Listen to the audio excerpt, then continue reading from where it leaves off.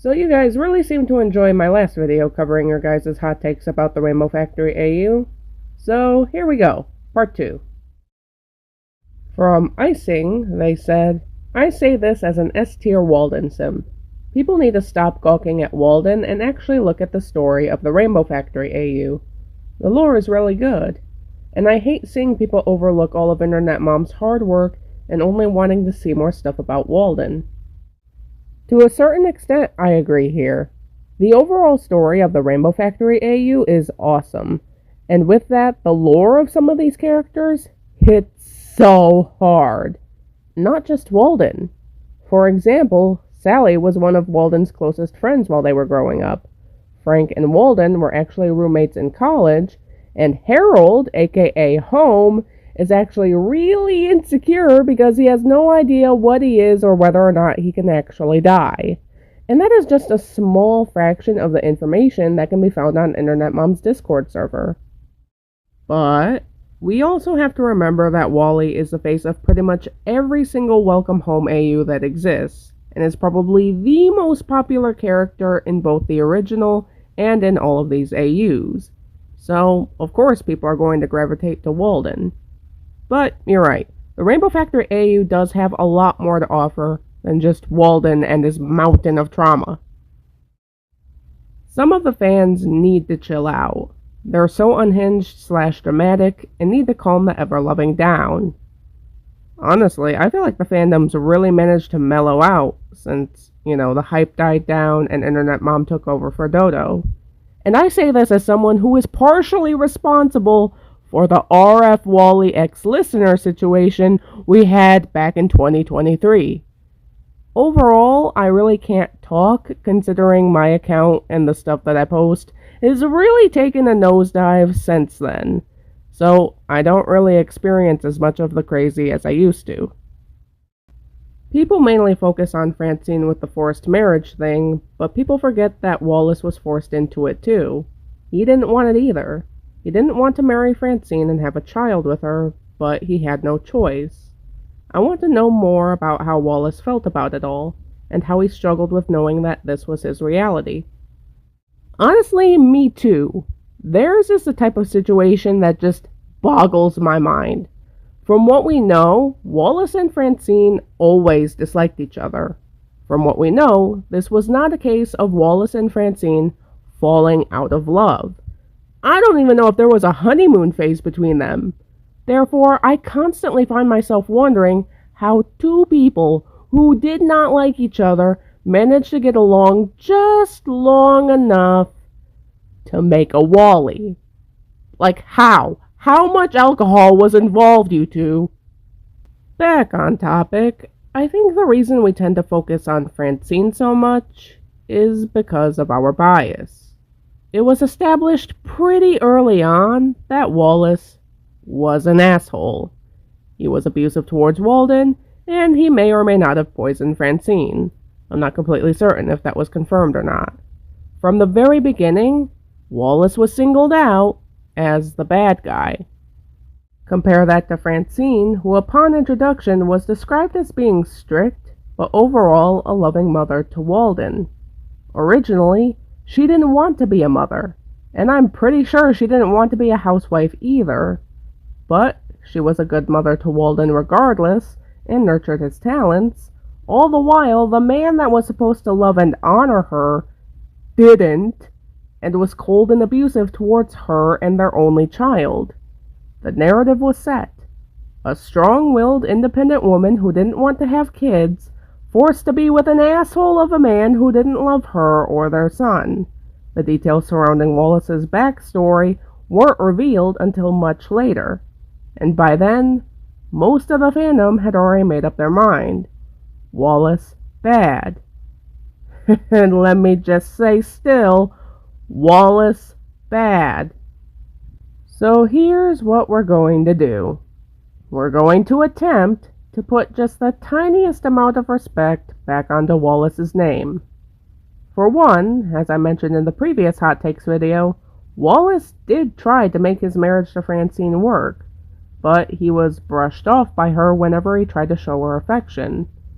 For another, while he might not treat them all that well, Wallace is ready and willing to stand up for the members of his family if the situation calls for it. In an audio recording, Internet Mom stated that if there was ever someone bothering Francine or trying to mess with her, he'd be on top of that shit. He'd come to her defense if he needed to.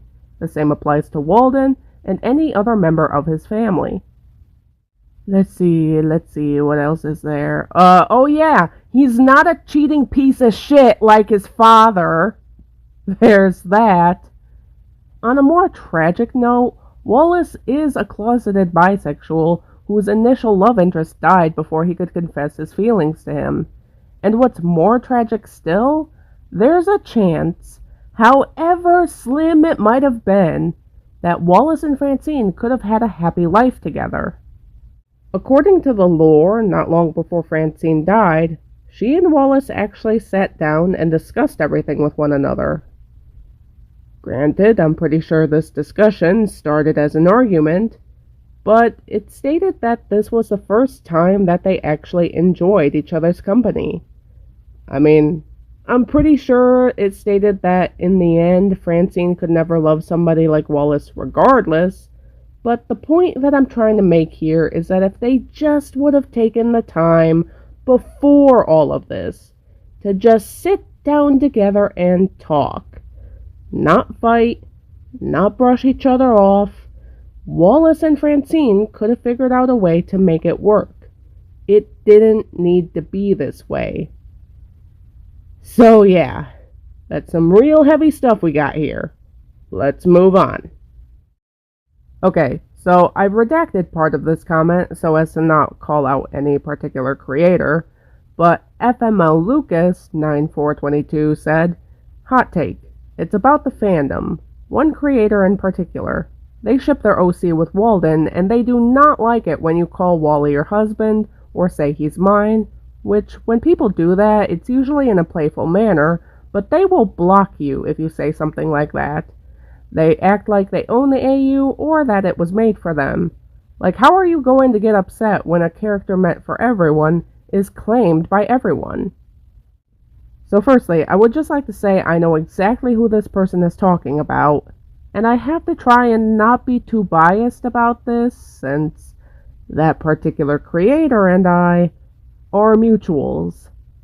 On the one hand, I will admit that it is a pretty odd boundary to have, since, as you said, plenty of fans ship themselves or their OCs with Walden, and saying he's your husband or he's mine in the comments should not be a blockable offense and is just in good fun. On the other hand, if that's what this creator wants as a part of their boundaries, then so be it, I suppose. It could be that this boundary exists for the reason that you just stated, or there could be something more behind it that none of us are aware of. Dodo had some boundaries that didn't sit right with me at one point, and I'm sure I have a couple of boundaries myself that some people might find disagreeable too. We all have our reasons, and it's just something we've got to deal with. From random person, they said, "I want to know more about TomTom's lore, or Rag's parents' lore. Fine with either one. I'm sorry, but I'm very curious. I want to see if TomTom is pure evil, or if there's something more." Oh, there's definitely more to TomTom than just being evil. For the record, I have posts that contain full lore drops in a playlist on my RF Wally account on TikTok. It should be the one titled OC Lore. You might have to go digging for it, though.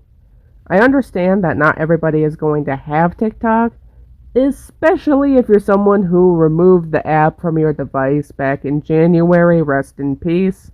So, if you want me to make videos about my OCs and their lore, let me know in the comments. Anyway, let's start off with Rag's parents, Gene and Dakota, since they actually play a pretty big part in the reason why TomTom is the way that they are. So, Gene and Dakota went to school together, and they were polar opposites.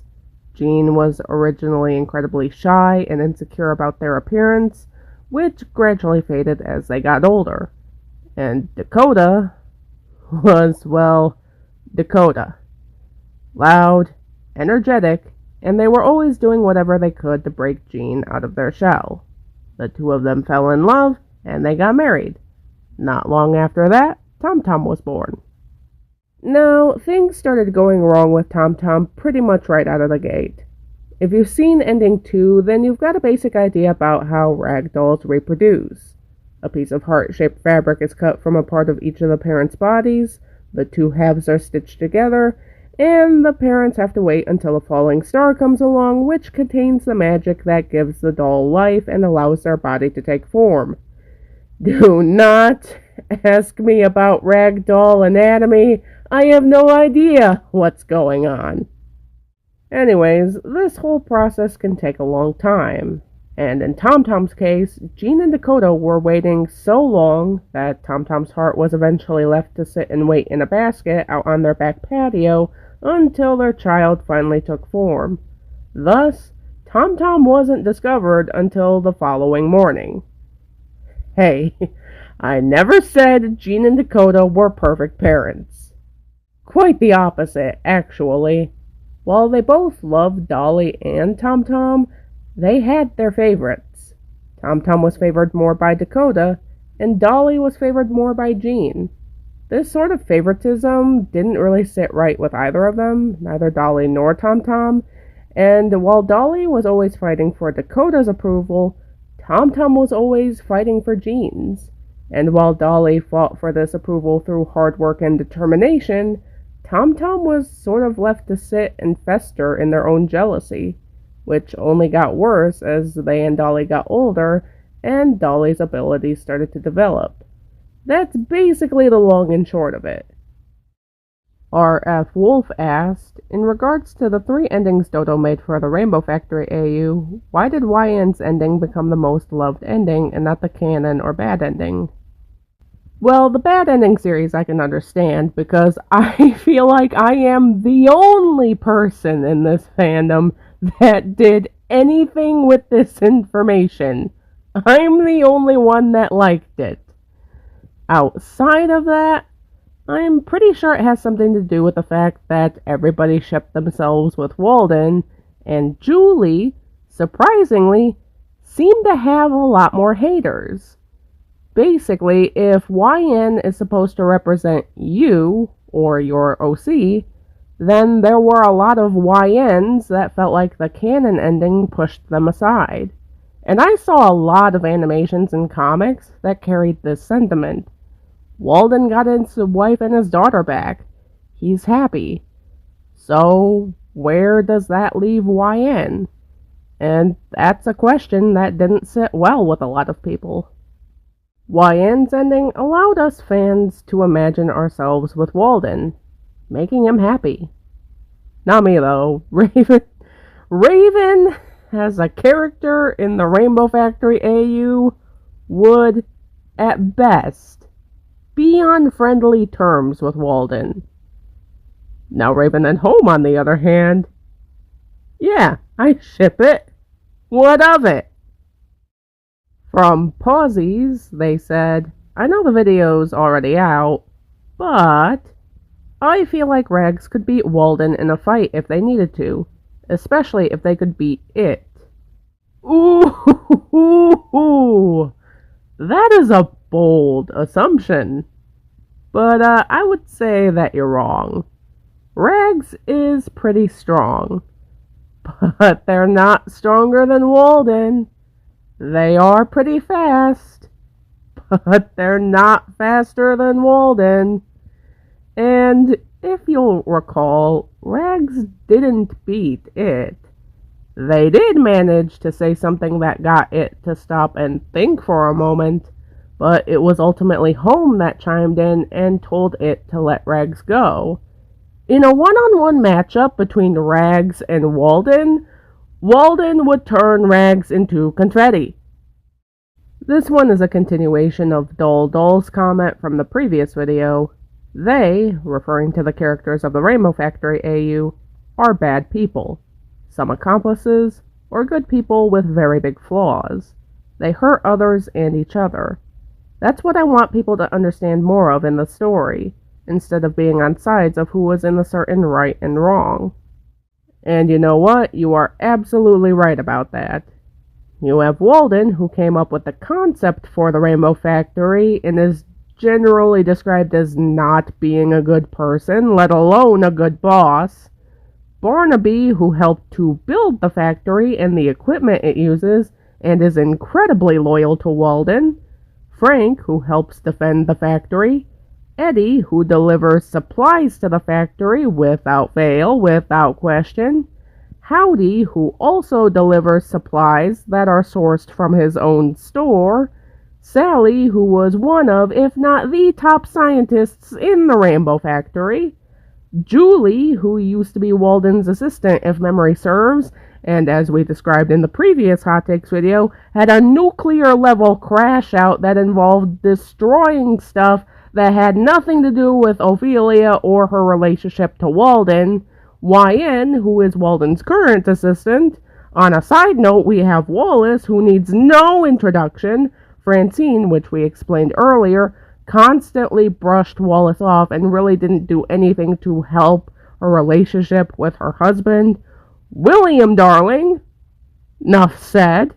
Mary Lou, darling, angel as she was, she didn't do anything about the abuse Wallace faced as a child, or the fact that she knew her husband was cheating on her, and lest we forget, Home, who is just waiting for the day he's able to send all of this crashing down. Really, I think the only innocent characters in all of this are Ophelia and Poppy. And outside of being a mother figure to Wally, I have no idea how she could possibly be involved in any of this. From FML Lucas 9422 again, they said, the death of Ophelia lies in them both. They willingly had a kid. One of them can quit. It's difficult, but it can happen. I don't know why Julie found the busiest guy and thought, watch the kid. Okay, so I do know that this is a common scenario that does happen, but it doesn't seem like this was a case of Julie needing a break and dumping Ophelia onto Walden. Rather, this seems to be a legitimate case of Ophelia wanting to get ice cream with her dad, Walden deciding he'd just wrap up a couple of things at work real quick, and letting himself get sidetracked with work in the process. You know, like those times where you just intend to spend maybe like 10 or 15 minutes to declutter a room, and then suddenly it's 4 hours later and you've cleaned way more than you intended? Same concept. Except instead of a house or an apartment, this is the Rainbow Factory, and there's a 6-foot dragon man that likes to cause trouble. Yes, that is how I will describe home. But Ophelia's death does fall on Julie in a way. Because Walden lied about Ophelia's cause of death, Julie was put under the impression that her daughter died from an undiagnosed heart condition, and that, perhaps, letting her be examined by the medical staff of the Rainbow Factory could have prevented that. Now, if I recall correctly, Sally instantly sniffed out this lie immediately and went to confront Walden about it. But that doesn't change the fact that Julie was made to feel guilty about something that wasn't her fault. Every character treats the other as if they're the problem, often villainizing each other and failing to understand the reason for their actions. I hope my translation helped, Melon Pie. To be fair, both Julie and Sally desperately tried to understand Walden and the reasoning for his actions. However, it's kind of hard to do that when one party is completely shutting himself off from everybody else, and the two people closest to him that he's still talking to aren't providing any answers either. New hot take. William in the Bad Ending series is a worse father than in the canon lore. Think about all the shit he did to Wallace times 2. Oh, you want me to go there? Okay. First up, let me just... Yep, there we go. Now, did I create an entire lore drop on my TikTok account based on this comment? Yes, I did. I'm not going to read out every little thing that I wrote down, but here are some of the highlights. Like Wallace, Mordecai was also forced to read and was denied permission to fall asleep until he could recount the details of the book back to William, as well as any lessons that the book was trying to teach or the message that the author was trying to convey. When Wallace was still just a baby, Mordecai would sometimes help Mary Lou take care of him, but only while William was at work, as whenever William would catch him trying to help her out, he would say things like, "That's your mother's job. She doesn't need any help. She knows what she's doing." And remember that one audio featuring Mordecai and Wallace? The one about Wallace and his dinosaur figurines? Remember when Wallace said, "I remember how excited you used to get whenever Dad would let you use the typewriter." Yeah. That was also a punishment William would use against Mordecai. He would force him to type out essays until his fingers were bruised and sore. Once, when Mordecai was 15, William threw him down a flight of stairs during a heated argument. Mordecai wound up hitting his head on the way down, which caused him to lose consciousness. He wound up suffering a concussion, as well as a deep cut to his forehead, which left a prominent scar that Mordecai now hides with his hair. And for the record, Mordecai doesn't remember his father doing this to him. All he remembers is that he was arguing with his father about something, and then waking up in his bedroom. Mordecai only knows what happened based on Wallace's recount of the incident. When Mordecai left the neighborhood after he turned 18, William wound up pushing all of the blame onto Francine. And I just realized that some people might not know this, but in the deeper story of the Bad Ending series, Mordecai and Francine were originally betrothed to each other. But because they didn't want to get married, Francine encouraged Mordecai to leave. So, forcing Francine to marry Wallace instead was William's way of punishing both her and Mordecai. After his Alzheimer's diagnosis, prior to Mordecai's return to the neighborhood, William went out and purchased a new walking stick for Mordecai as a gift, but only because he couldn't stand the sight of the walking stick Mordecai had been using, which William would wind up breaking in half and tossing into the fireplace.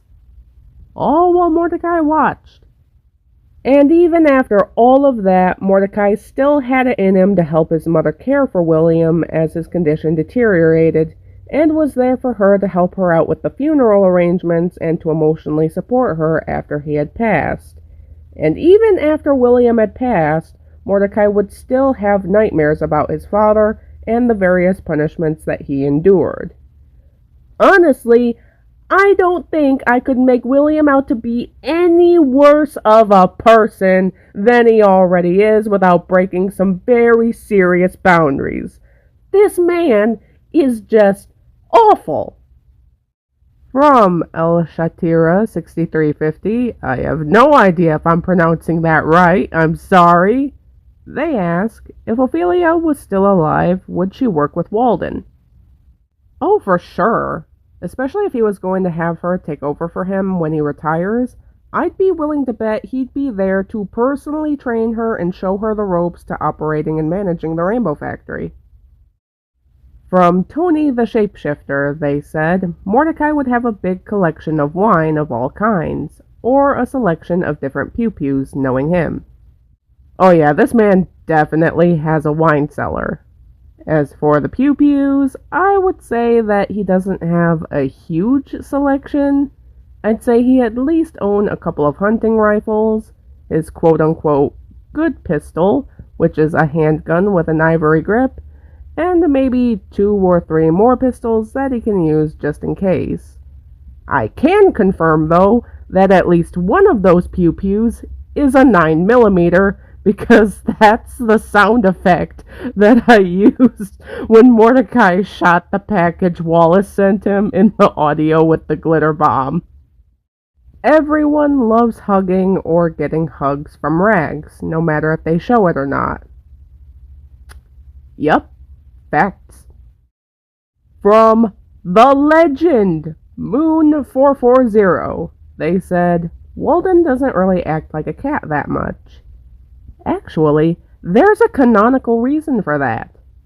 So, in the Rainbow Factory AU, Muppets who are animals, like Francine, Barnaby, and Poppy, are more closely related to humans and are considered separate from the animals that they look like. So, for instance, saying that a Muppet who is a dog and a Muppet who is a cat can't be friends or get along because dogs and cats don't get along is stereotyping and actually considered racist. So expecting a Muppet that is part animal Muppet to exhibit the behaviors of that animal is considered prejudice. It's very complicated. And the fact that Walden is part cat is actually something that Walden was teased about in school. He does exhibit some cat-like behaviors, like walking on his toes when he isn't wearing shoes, stretching his toe beans when he does take off his shoes, liking chin scratches, seeing well in the dark, making biscuits with his claws, and purring. Internet Mom has stated that he used to have a lot more cat-like qualities, but he slowly trained himself out of expressing these behaviors due to bullying. Sally in the RFAU definitely acted like Jekka from Class of '09 while in high school. Is it bad that I don't get that reference? Am I too old? Too young? Am I just living under a rock? I don't know. YN should definitely get more attention. I mean, to be fair, I do not show them a lot in my audios. But from what I've discovered, there's actually quite a bit of information about them, their backstory, and their role in the Rainbow Factory AU on Internet Mom's Discord. YN kinda looks like the YN from the Attack on Titan memes. Y'all know what I'm talking about? I don't actually. Which is weird because Attack on Titan is one of my favorite animes. From Star Celestial, they said, a question that I had during Ending 3 when Walden passed away, when Rags was looking at the rainbow when they used Walden's colors, how come Walden had 3, and how would each color be split? So, this mainly follows how spectra extraction and separation seems to work in the Rainbow Factory creepypasta by Aurora Dawn. It goes by color, so red gets separated into a vat of red, orange is separated into orange, and so on and so on. The reason Walden's spectra was separated into 3 different colors is because those were his colors. Red for his eyes, yellow for his skin, and blue for his hair. So each color would be separated and stored in their respective vat. Honestly, I feel like Walden's spectra would only make up a slight portion of the amounts of spectra that had already been extracted and stored, but because it's Walden, and it still held significance to Rags, those colors would be included in the complete rainbow that arcs over the neighborhood in the story. How do we get the job at the factory if the factory is invisible? Okay, so I know I answered this question on TikTok in the comments, but I have learned some things since writing that reply.